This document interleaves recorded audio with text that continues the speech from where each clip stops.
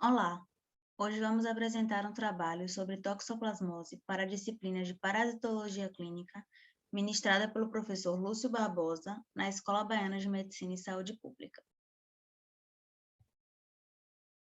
A toxoplasmose é uma zoonose causada pelo Toxoplasma gondii, sendo um protozoário do filo Apicomplexa e subclasse Coccidia.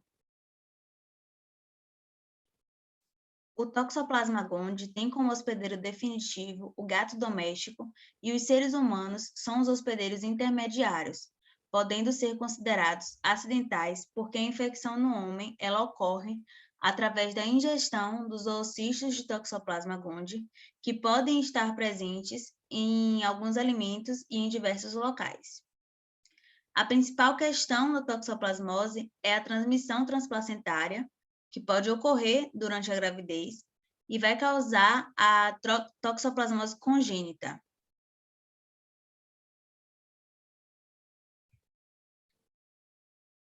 O Toxoplasma gondii ele foi descoberto em 1908 na Tunísia por Charles Nicolle e Louis Mancet, que encontraram o parasita numa espécie de pequeno roedor silvestre africano, semelhante a um hamster. No mesmo ano, Alphonse Splendor relatou a presença do parasita aqui no Brasil, em coelhos de laboratório. Porém, nesses mesmos casos, o parasita ele foi erroneamente identificado como a leishmania. O primeiro caso da doença em humanos foi em 1923, no olho de uma criança na Tchecoslováquia, e o primeiro caso no Brasil foi em 1927, que estava associado a uma meningoencefalite congênita, miocardite e miosite. 10 anos após o primeiro caso da toxoplasmose no Brasil, em 1937, foi comprovada a infecção transplacentária, através de estudos que foram feitos após a observação de muitos casos de toxoplasmose em recém-nascidos humanos. Então, a distribuição da toxoplasmose ela é mundial e não tem preferência por clima nem por continente.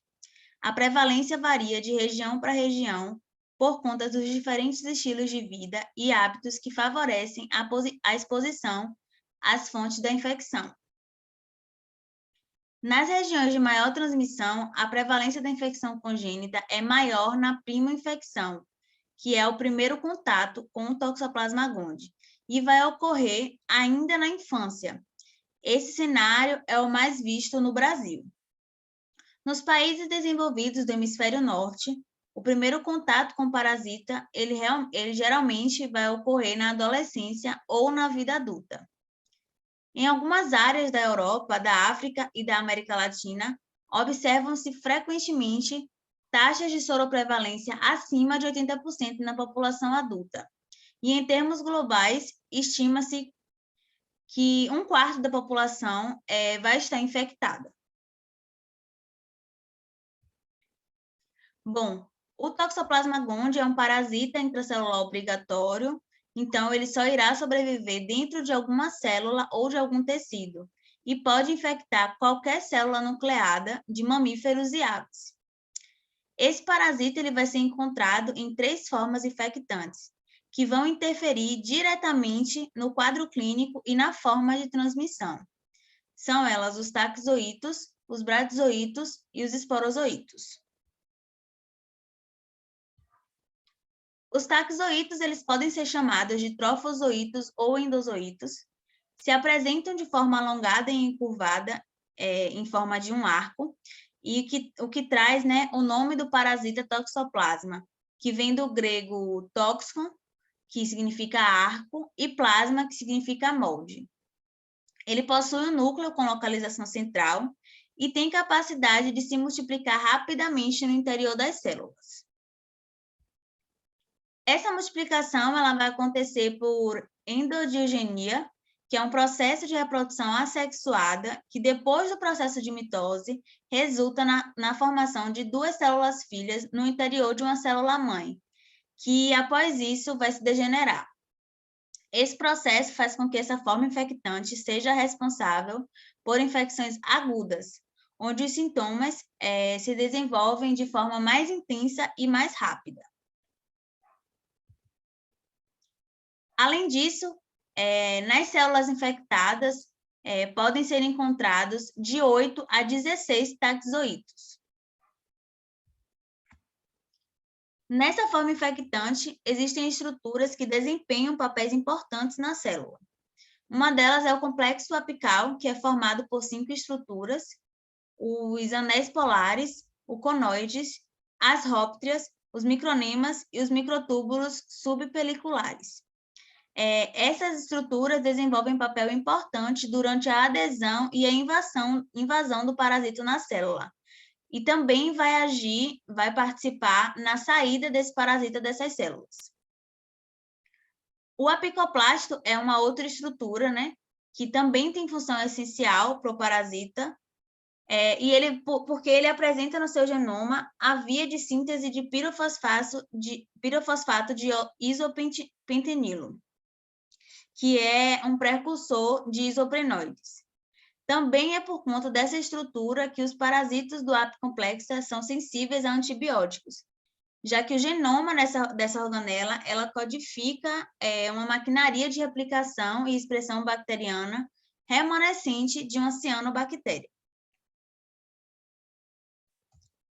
A outra forma infectante são os bradizoítos, que são organismos de multiplicação lenta, e por isso essa forma ela vai estar relacionada a infecções crônicas. Essa forma infectante ela forma cistos teciduais que podem ser encontrados no cérebro, na retina, no músculo esquelético e no músculo cardíaco.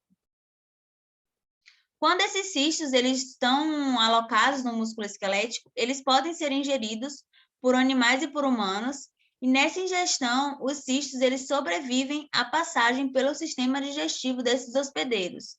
Então, eles vão sobreviver a toda a acidez estomacal e as enzimas do intestino. Isso pode acontecer tanto no intestino dos humanos, que ingerem a carne de porco ou a carne de boi, ou até na cadeia alimentar, onde os gatos eles podem se alimentar de animais, como os ratos, por exemplo. Uma outra forma infectante é o esporozoíto, que acontece apenas na reprodução sexuada no intestino dos felinos, onde existe a formação de oocistos, que são liberados ainda imaturos no meio ambiente, junto com as fezes desses felinos que estão infectados. No meio ambiente, os oocistos eles sofrem maturação com a influência da oxigenação, da umidade e da temperatura, e a partir da esporulação, que é a maturação desses oocistos, vão ser liberados 2 esporocistos. E desses esporocistos são formados 4 esporozoítos cada um. Então, ao final, se obtém um total de 8 esporozoítos.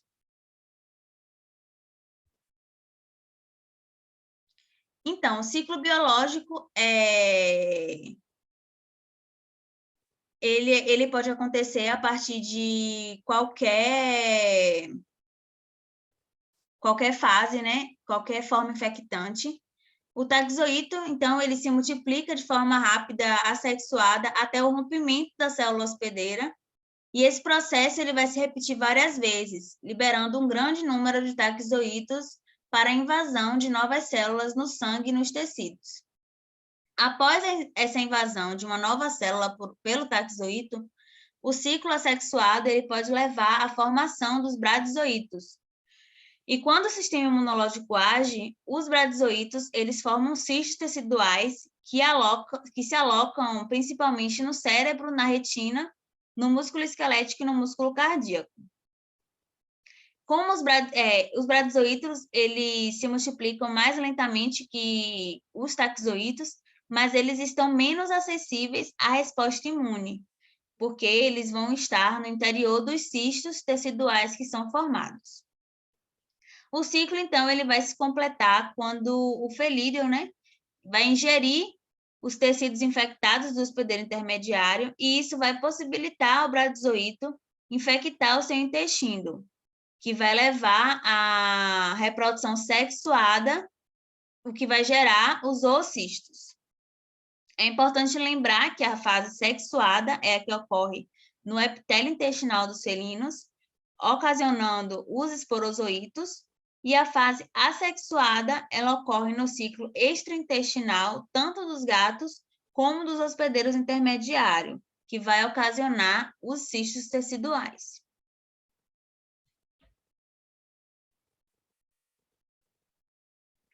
A transmissão da toxoplasmose ela pode ocorrer basicamente por duas vias, que é a via horizontal, através da ingestão oral de cistos liberados no ambiente, junto com as fezes dos gatos, ou de cistos teciduais que são encontrados em carne crua ou em vísceras cruas, mal cozidas, e também mal cozidas, de alguns hospedeiros intermediários.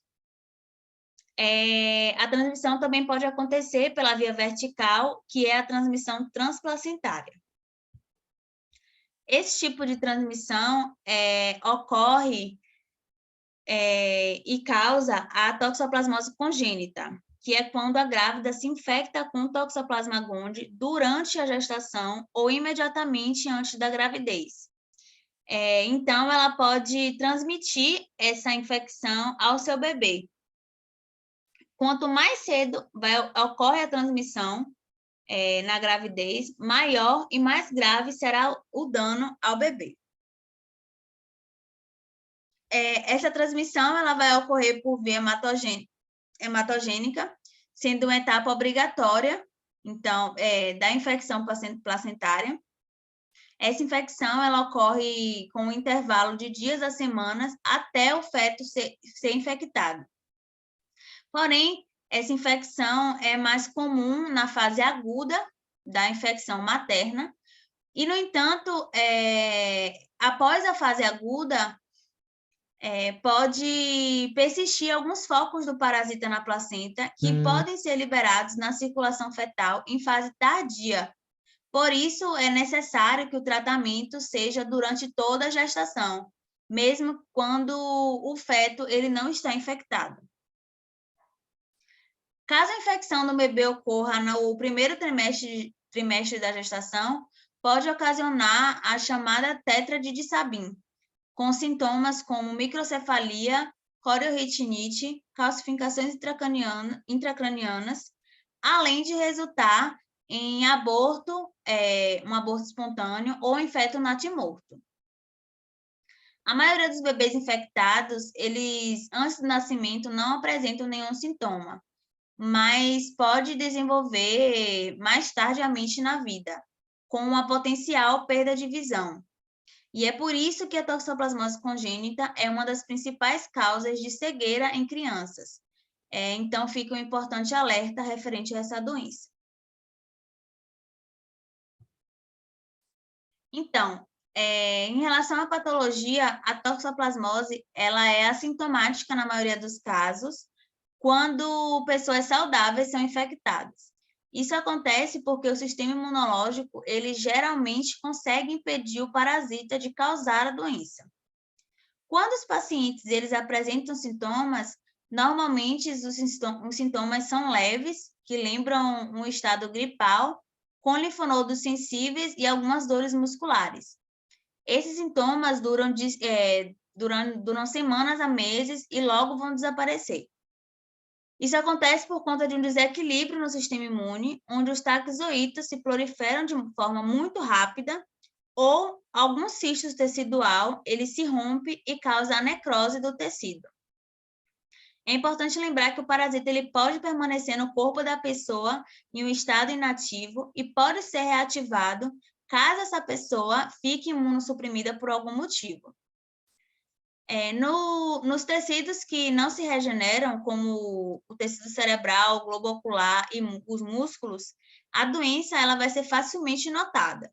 Porém, no caso de alguns tecidos que se regeneram, o parasita ele vai destruir alguma parte daquele tecido, mas esse órgão ele pode conseguir segurar a infecção, o que vai ser difícil para notar a doença.